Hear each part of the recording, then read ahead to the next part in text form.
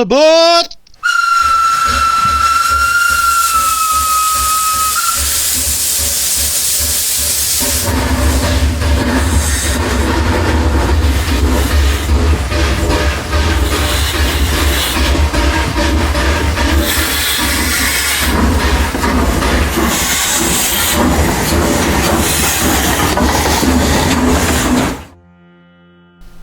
Well, hello and welcome to this layout update, and we're in July 24, and I think I'm going to be changing tack with me intentions originally.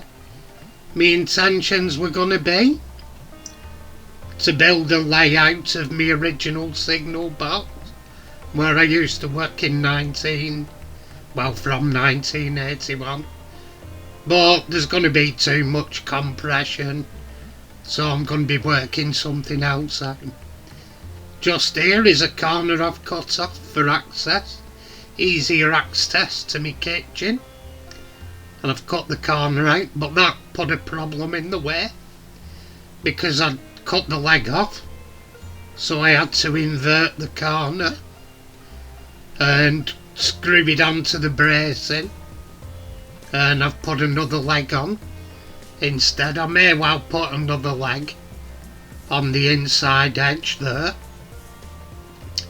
but it's quite firm. It's when I put the brace in and braced it up, it took the sag it got because the corner was taken out. And the corner I've cut out I'm probably going to be using for the rear scenery. I don't know yet, I don't know where that's going as yet, as it's a Maydo, but that's about as high as it'll be. And there's going to be disused buildings. I've not worked out now because I've changed tack. I can improvise. There's going to be echoes of the layout I wanted to build. Anyway, these are brackets I've put in to steady up my boards, and they may look shoddy in it at all angles, but that's done for a reason. It's done so the screws did the work and pulled the boards tight together and pulled them level, as can be seen here. They're in weird angles. The first one, it didn't matter because it didn't need pulling anywhere, so the first one is the nearest one. But where they're in at all different angles is where I was using the screws to pull the boards together and using them to level it, which it did really well. It's like a snooker table. I may still do a bit of planing to get it a bit leveler, but they're looking good. So happy days.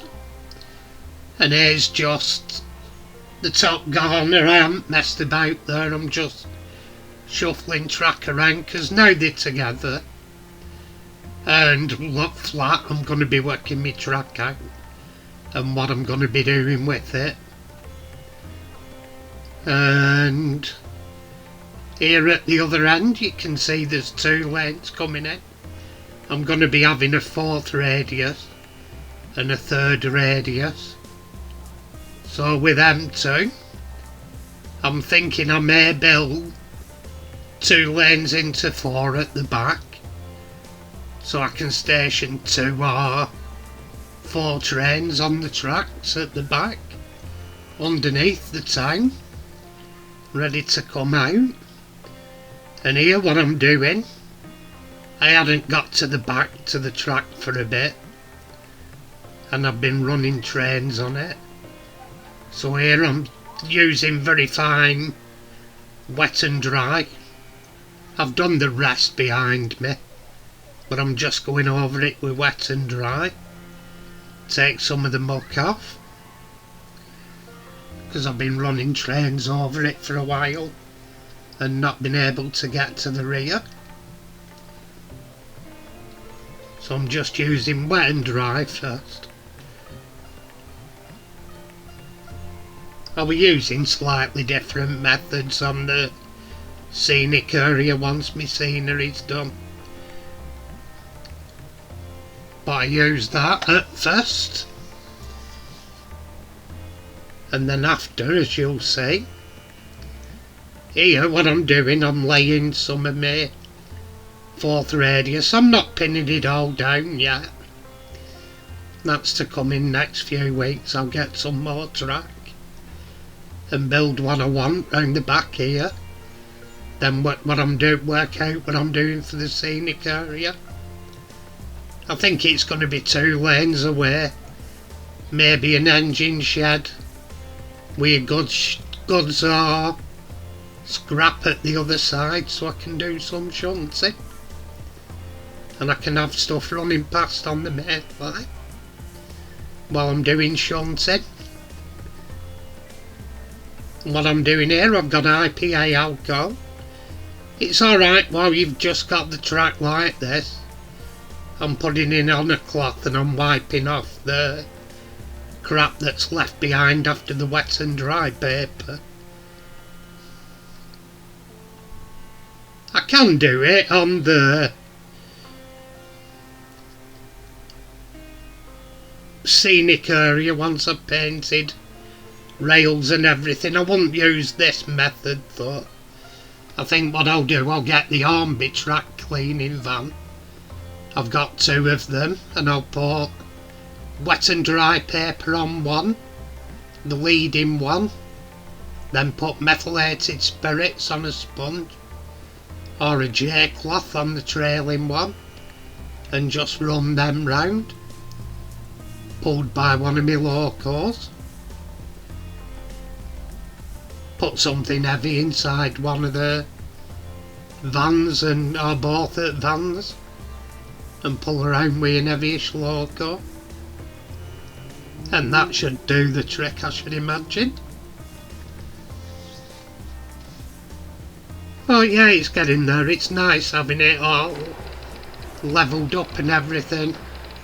I'm going to be putting 3 coach bolts through at each area. Then when I lay the track, I'm going to be laying cut down wires so you can, it's being made in mind if to disassemble it, and so you can undo the wires and the tracks are split at the joins in the board.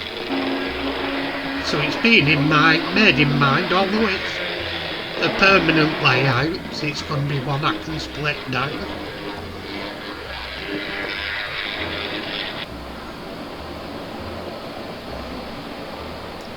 But yeah, it's getting to be a bit of good fun now, running trains and stuff.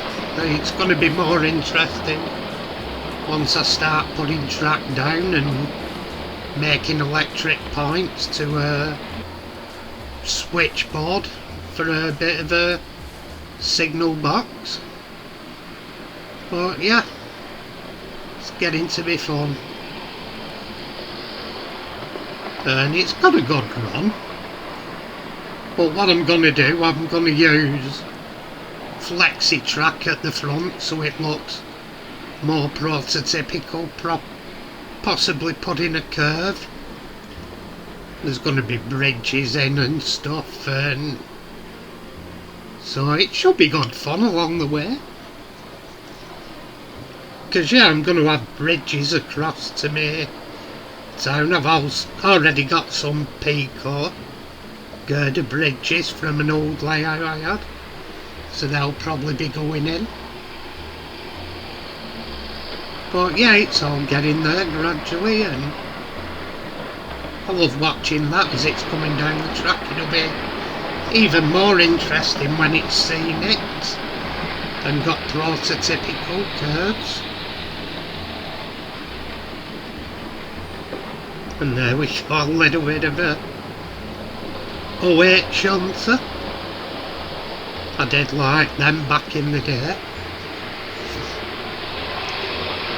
Obviously I'm still going to be doing BR Blue and sort of centred round the Manchester area, so I'm still sticking to my era and area. It's just going to be, for what I wanted to build, there'd have been too much compression in it. It wouldn't have looked right. It wouldn't have been nice. Anyway, thanks for watching. If you haven't subscribed, please subscribe. And thumbs up will help as well. And for now, folks, tatty pie, everybody. Tatty pie.